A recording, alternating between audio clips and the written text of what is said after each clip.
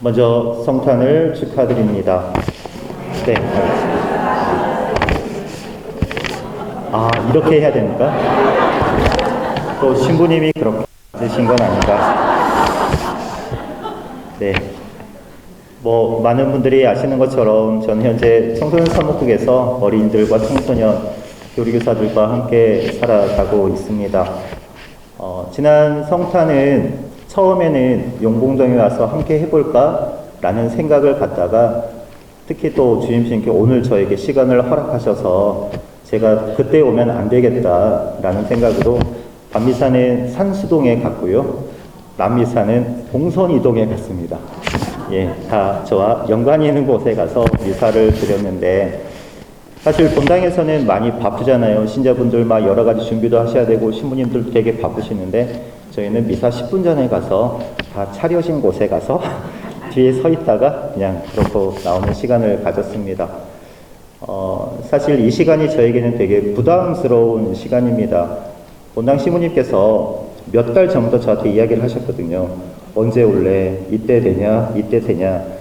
다행히도 그때는 교구 행사들이 되게 많아서 정중하게 신부님 안 될 것 같습니다.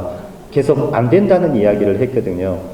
그런데 어느 날 추계사제연수 때 제 방에 딱 들어오셔서 제 일정표를 딱 보시더니 이날 되냐, 이날 되냐, 이날 되냐, 이날 되냐 그러시면서 그럼 이날 하자 라고 하셨습니다.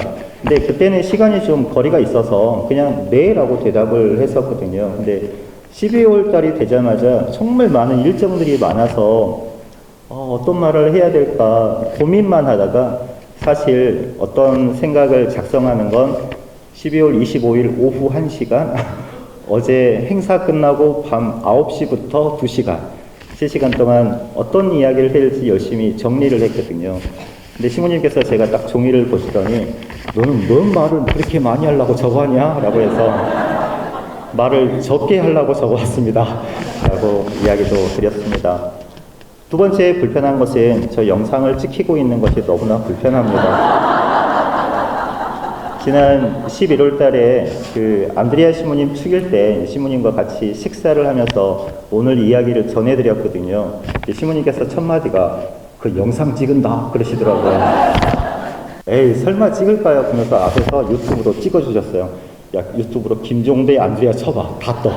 그러시면서 당신이 했던 걸 보여주시면서 야 조회수가 512명밖에 안 돼.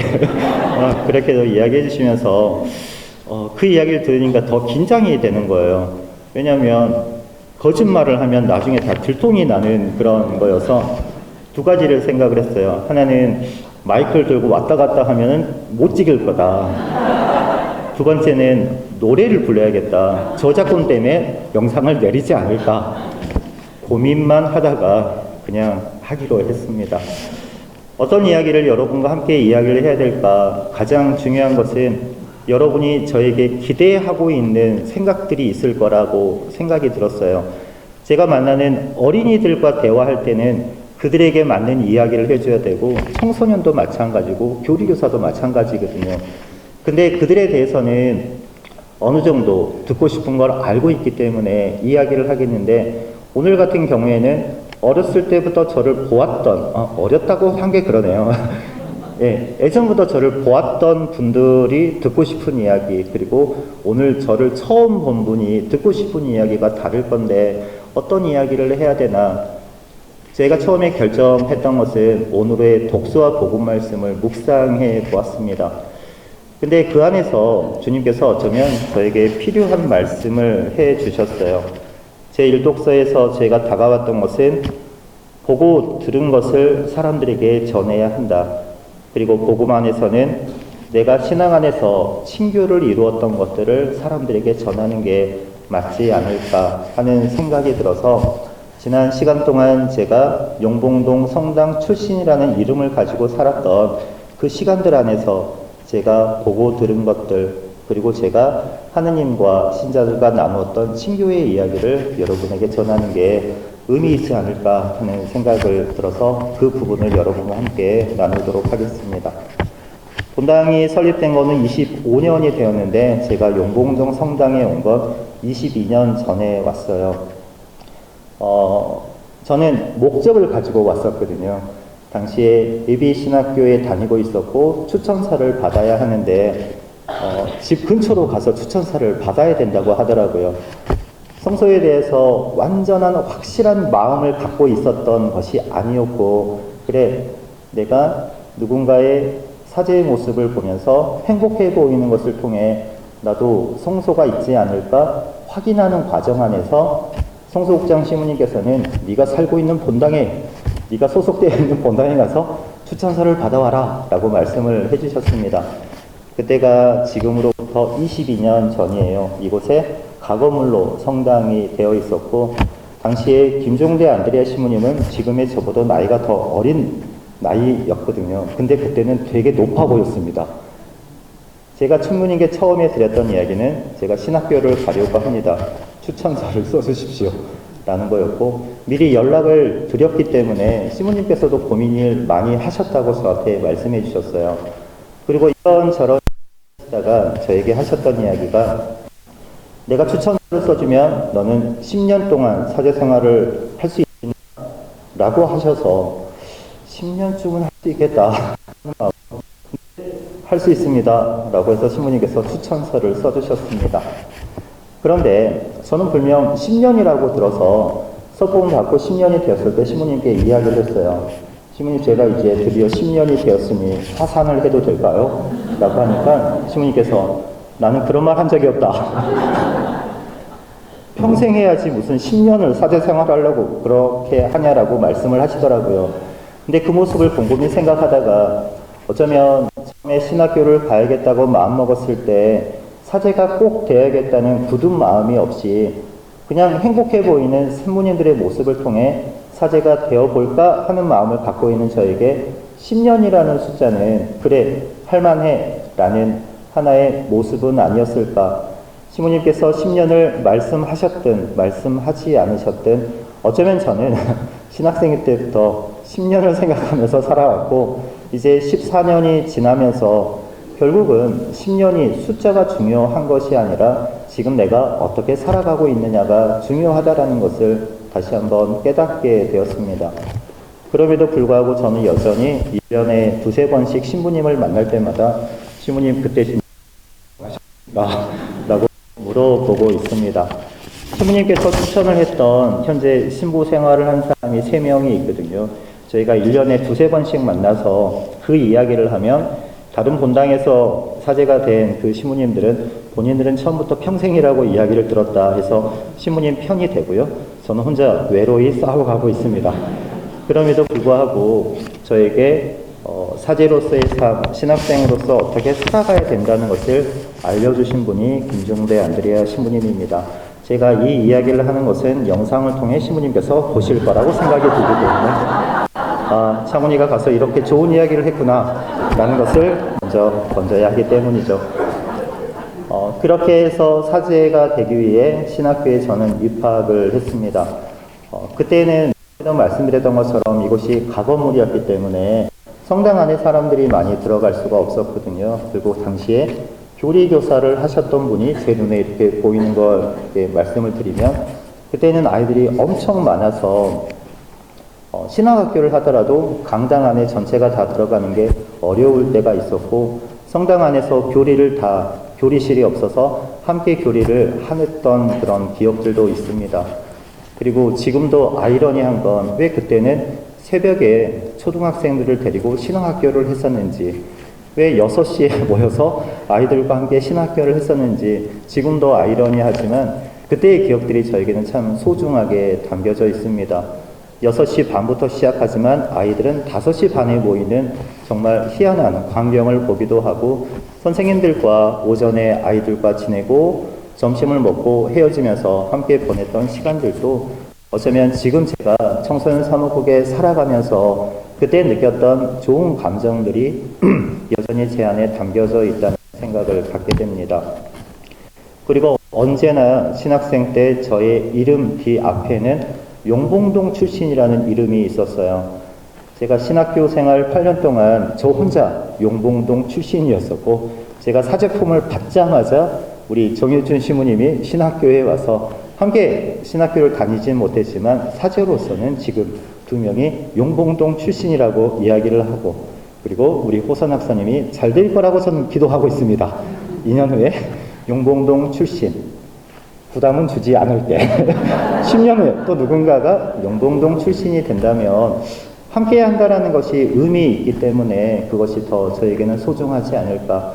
여전히 지금도 율준 신부님과 호선 학사님을 만나면서 방학 때도 그렇고 자주 그런 이야기를 많이 나누거든요. 특히 제가 신학생 때 호선 학사님은 5살, 6살이었고 율준 신부님은 초등학생이었어요. 곰곰이 생각해보면 떠들어서 제가 야단을 쳤던 기억도 있고, 예, 본인들이 가끔 이야기해요. 그때 신부님이 야단 져서 울었습니다. 그런 이야기를 하면 저도 김종대 신부님과 똑같이 이야기합니다. 나는 그런 적이 없다 라고 이야기를 하는데, 아무튼 그러한 소중한 추억들이 저에게 용봉동 성당에서 신학생으로서의 기쁨을 많이 만끽하게 해 주었습니다. 어제 저녁에 내가 사제가 된 지 얼마나 됐을까 하고 검색을 해보니까 오늘이 5101일이 되었더라고요. 시모님이 생각할 때는 까마득할지 모르지만 5101일이라는 시간, 내가 5101일 동안 어떠한 사제의 삶의 모습을 살았을까, 그리고 본당에서 천미사를 하고 5100일이 되는 이 시간 동안 사제로서 나는 어떠한 의미를 얻었고 하느님과 함께한다는 기쁨을 어떻게 얻었을까. 사실 보좌 신부로 7년밖에 저는 살지 않았었거든요. 지금 보좌 신부들은 10년 이상 이렇게 살아가는데 다행히 줄을 잘 서서 7년 동안 4개 본당에서 4분의 신부님, 주임 신부님을 모시면서 저는 정말 많은 것을 얻었습니다. 어떤 분들은 주임 신부님이 무섭지 않냐, 너를 괴롭히지 않냐, 기억이 나지 않습니다. 왜냐하면 영상을 찍고 있으니까요. 지금 저의 기억 속에 신부님들의 모습은 많은 의미적인 것들을 가르쳐 주셨어요. 처음에 학운동에서 만났던 신부님, 화순에서, 목포 용당동에서, 마지막 삼각동에서 만났던 신부님들은 사람들에게 화를 낼지언정 저에게는 정말 따뜻하게 해주셨습니다. 이거는 사실입니다. 미사를 어떻게 해야 하는지, 사람들의 마음을 어떻게 느껴야 하는지, 특히 청소년들을 어떻게 내가 다가가야 하는지를 4분의 신부님들은 공통적으로 저에게 알려주셨거든요. 그리고 그 중에 어떤 신부님들은 제가 보좌 신부 때 너는 언젠가 청소년 사목국에 갈 거야 라는 악담을 저에게 하신 분도 계셨습니다. 그 모습이 당신들 보기에는 어땠는지는 모르지만 그 모습이 당신들 보기에는 좋아 보였기 때문에 그러하지 않았을까. 때로는 같은 잘못을 반복하고 실수하고 죄의식에 빠져서 내가 사제로 계속 살아가야 하는가 라고 스스로에게 되물었던 적도 있습니다. 그럴 때마다 당시 신부님들께서, 주임 신부님께서는 저에게 이런 말씀을 해주셨어요. 저도 지금도 여전히 신학생들에게 하는 말 중에 하나인데, 너는 완벽한 사제가 되어서 서품을 받은 게 아니라 너는 완벽한 사제가 되기 위해서 지금 사제의 삶을 살고 있다. 지금 힘들고 두렵고 걱정하는 것은 당연하다. 하지만 너는 그 길을 끝까지 갈 것이다 라고 말씀해 주셨거든요. 여전히 옆에 누군가가 나에게 소중한 이야기를 해줬던 것들이 어쩌면 저 또한 누군가에게 할 수 있는 것이 하느님께서 저에게 보여주신 당신과의 친교의 삶의 모습이라고 생각이 들었습니다. 그리고 나서 7년의 보좌 신부 이후에 정말 운이 좋아서 주임 신부가 되었어요. 당시에 삼각동에서는 아이들과 함께 지금 딱 본당하고 똑같은 것 같아요. 제가 이동하고 3일 후에 아이들이 신앙학교를 갔거든요. 저는 배를 타고 비금도라는 곳을 갔고 당시 친구들은 배를 타고 일본으로 갔어요. 아이러니하게도 배를 탄 건 똑같지만 또 각자의 삶의 자리가 달라진 것은 뭐 비슷할 수 있지만 저에게는 주임 신부로서의 삶의 모습이 되게 기대가 되었습니다. 사실 해보고 싶은 것들이 너무 많았고 특히 보좌 신부할 때 신부님들이 보여줬던 모든 것들을 다 해보고 싶었어요. 섬이라는 특수성 때문에 많은 분들이 걱정하셨습니다. 외롭지 않겠냐, 힘들지 않겠냐. 사실 이곳에 살아도 외로울 때는 외롭죠. 섬이라고 해서 특별히 외로웠던 적은 별로 없었던 것 같습니다. 더 사람들과 친근하게 지낼 수 있었고 자전거를 타고 돌아다니면 할머니들이 우리 본당 신부님이라고 자랑하는 것을 보면서 뿌듯하기도 하고, 또 두 개의 섬에 사제는 한 명이었거든요. 항상 신자들이 저에게 했던 이야기가 두 섬의 목사는 27명이고 스님들은 4분이시고 면장님도 2분이고 경찰은 8명이지만 신부는 1명이라고 저에게 위로해 주십니다. 어딘가를 갈 때마다 사람들이 저를 쳐다보고 바라본다는 느낌이 들기도 하고, 농협에 가서 뭔가를 살 때도 이번에 오신 신부님이시죠? 라고 하면 되게 불편하면서도 한편으로는 어떻게 살아가야겠다라는 그런 다짐들을 할 수가 있었던 시간들이었습니다. 그러다가 1년을 기쁘게 살고 코로나가 터졌어요. 코로나가 터지면서 제가 살았던 섬은 참 희한하게 제가 있는 동안 확진자가 한 명도 없었습니다. 그래서 아이러니하게 밖에서는 다 마스크 없이 살아가다가 성당에 들어올 때 마스크를 끼고 들어오는 아이러니한 모습도 보였었고, 신자분들과 어떻게 더 코로나이지만 재밌게 살아볼까 할 때마다 제가 들었던 생각은, 그래도 자주 찾아가고 그리고 자주 함께 미사할 수 있는 시간을 가져야겠다라는 생각도 갖게 되었습니다. 사실 코로나 기간 동안 성탄 미사를 한번 할 수 없었을 때가 있었어요. 교구에서 22일 정도의 연락이 왔고 24일부터 미사를 해서는 안 된다라고 했을 때 이것을 어떻게 하지 고민하다가 한 신부님께서 저에게 아이디어를 주셔서 저희는 23일 날 성탄 밤미사를 했습니다. 제가 신자들에게 이렇게 이야기했어요. 시차를 따져보면 어디 성가는 그러지 않겠습니까? 그리고 신자들과 함께 미사하고 음식을 나누고 그렇게 보냈던 시간들이 기억에 남습니다.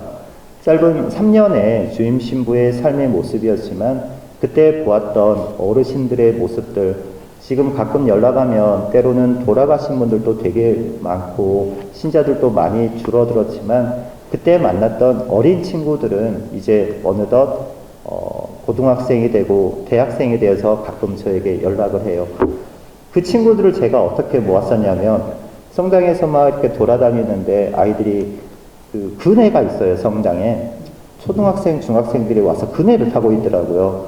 그래서 심심해서 과자를 들고 나가서 주면서 다음에 또 와? 계속 그랬어요. 다음에 계속 오더라고요. 나중에 알고 보니까 그들의 할머니들이 성당을 다니고 계시더라고요. 그래서 걔네들을 앉혀놓고 너희는 오늘부터 교리라는 걸 할 거야. 과자를 주도록 할게. 그리고 제 마음대로 천명성체를 시키고 복사를 시켰습니다. 걔네들은 복사가 뭔지도 모르고 천명성체가 잘 몰랐지만 그냥 그렇게 모았던 6명의 친구들과 저는 기쁘게 잘 보냈던 기억이 있습니다. 그리고 조금 전에 표현했던 것처럼 여전히 지금도 같이 연락하면서 지낼 수 있는 것이 저에게는 또한 하느님께서 저에게 보여주셨던 신교의 모습이라고 생각이 듭니다.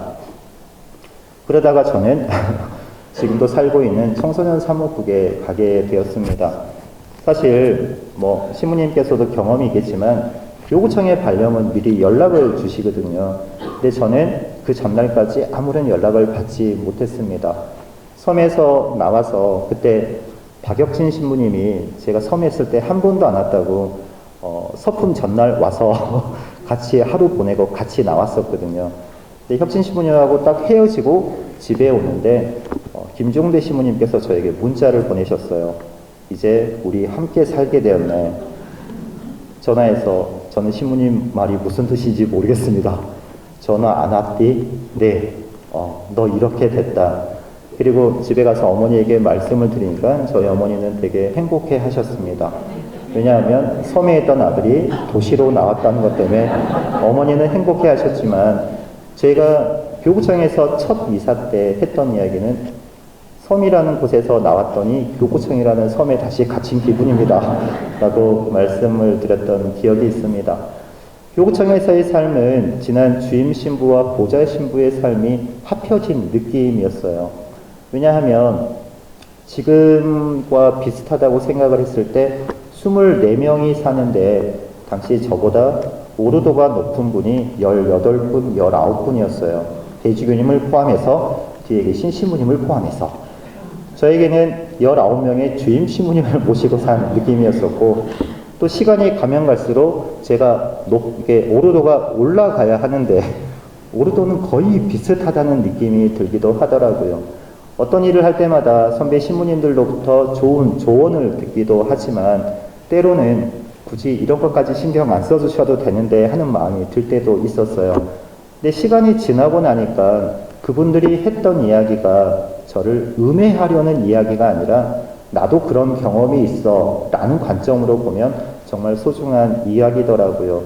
때로는 요즘에 왜 미사 때 안 나와? 라고 이야기하는 게 야단으로 들릴 때도 있었지만 생각을 바꾸고 나면 나를 걱정하는 표현이 이렇구나 라는 생각이 들더라고요. 그래서 저는 이거는 영상에 나오면 안 되는데 저는 교구청에서 사는 삶이 불편하거나 힘들지는 않습니다. 누군가가 저에게 야단치거나 꾸지람이 없어서가 아니라 함께 식사하고 함께 이야기 나누는 동료 사대들이 많이 있기 때문이죠. 사실 오늘 아침에도 한 시무님께서 이런 날은 라면을 먹어야 한다라고 말씀을 하시더라고요. 이런 날이 어떤 날인지는 모르겠지만 그분께서 라면을 먹어야 한다고 해서 그냥 같이 먹다 보니까 너무 배가 부르는 거예요. 이 미사가 끝나고 식사를 한다는 걸 알고 있음에도 불구하고 너무 많이 먹어서 이 미사를 얼마나 내가 길게 해야 되나 라는 고민도 들었었고, 근데 이런 것들도 저에게는 소중한 추억이 되더라고요. 그분들이 저에게 했던 말 한마디가 되게 행복과 기쁨으로 다가오는 시간을 보내고 있습니다. 그러다가 저에게 닥친 가장 큰 시련은 2027년에 WYD를 한다는 게 저에게 가장 큰 시련이 되었어요. 보통 부국장 신부는 4년이거든요. 원칙대로 한다면 저는 내년 1월에 인사가 나야 돼요. 그런데 어느 날 대주교님과 총대리 신부님께서 저에게 이런 말씀을 하셨습니다. 창훈이 지금까지 얼마나 됐지? 자신에게 4년 됐습니다. 라고 하니 주교님께서 그럼 2년만 더 하자 라고 하셨고 내가 2028년 1월에는 꼭 본당을 보내주겠다 라고 말씀을 해주셨습니다. 처음에는 기약이 있기 때문에 되게 행복하다는 생각이 들었고 미사전 신부님께도 그 이야기 하니까 야 그게 좋은 거 아니냐, 군인들도 끝이 있으니까 행복하다, 너는 언제 나갈 줄 아니까 되게 행복하지 않냐, 스스로 그렇게 위안을 삼아야 하는데 사실 저에게 지금 주어진 일들은 세계 청년대회를 다녀왔지 준비했던 경험은 한 번도 없습니다. 봉사자를 어떻게 양성을 해야 되고 또 해외에서 몇 명이 올지도 모르는 이 상황 안에서 무엇을 준비해야 할지, 그리고 프로그램을 만든다고 해도 이것을 어떤 나라 사람이 어떻게 오는지도 모르는 상황에서 준비하는 것들이 되게 버겁게도 다가오더라고요. 어떨 때는 봉사자들과 함께하는 시간이 되게 행복하고 즐거운데 어느 날 저녁에 잠을 자려고 누우면 답답하다는 생각도 들고, 그럴 때마다 기도하고 또 복음을 묻고 읽고 묵상하고 성찰을 하는 시간을 갖지만 여전히 저에게는 버겁다는 생각이 많이 들더라고요. 그런 생각을 갖고 있다가 어제 저녁에 이 글을 작성하면서 어쩌면 이것도 지나가는 시간이 되겠구나. 28년 1월이 지나고 그 이후에 지금까지 있었던 그 이야기들을 사람들에게 전하면서 나도 웃고 듣는 사람도 행복하게 웃지 않을까. 5101일이라는 사제의 삶의 모습 또한 저에게는 그렇게 다가왔었거든요. 분명 지금은 기억하지 못하지만 그 순간은 되게 힘들고 두렵고 걱정스러웠을 거지만 지나고 나니까 그 모든 것들이 저에게는 하나의 추억이 되고 앞으로 살아갈 수 있는 힘이 될 수 있었다면 지금 제가 걷고 있는 WID를 준비하는 이 시간 또한 때로는 힘들고 포기하고 싶을지라도 누군가와 함께 한다는 것이 하느님께서 저에게 주신 소중한 은총의 시간이 되지 않을까 하는 생각도 갖게 됩니다. 제가 여러분에게 처음에 말씀드렸던 것처럼 제가 이 글을 작성했던 것이 오늘의 독서와 복음 말씀을 묵상하면서라고 말씀드렸잖아요. 우리가 살펴보고 우리 손으로 만져본 것이라는 말씀을 계속 되새기면서 사제는 책 속의 하느님을 전하는 것이 아니라 삶 속에서 만져진 하느님을 증언하는 사람이 되어야 한다라는 생각이 들더라고요. 무엇이 옳고 그름에 대해서 성경이 이야기하는 것을 전하는 것도 맞을 수 있지만 더 본질적인 것은 내가 만났던 사람들을 통해서 내가 만지는 사람들의 모습을 하느님께 전하는 것, 하느님을 사람들에게 안내하는 것이 사제의 삶의 모습이 되어야 한다는 것. 그동안 만났던 신자들의 눈물 속에서, 병자성사의 기름 속에서, 그리고 성체의 나눔 속에서 부족한 저는 수많은 사람을 통해 하느님을 만질 수 있었구나 하는 소중한 깨달음도 느낄 수 있었습니다.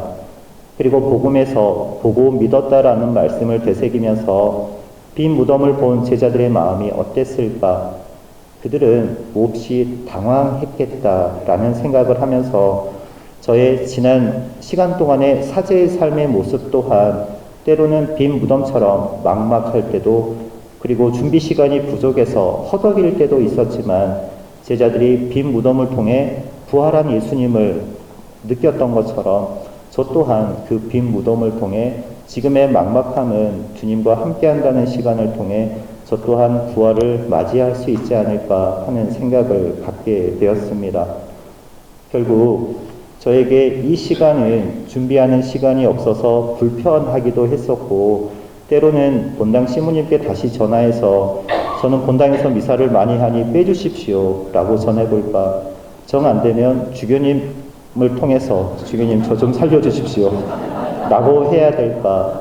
처음에는 그 모든 것들이 두렵고 불편하고 피하고 싶었었는데 어제 저녁 이 글을 작성하면서 어쩌면 저는 사제로서 살면서 지금까지 생각하지 못했던 것들, 기억하지 못했던 것들을 하나씩 하나씩 정리할 수 있는 시간이 되어서 저에게는 참 의미 있는 시간이 되었다는 겁니다.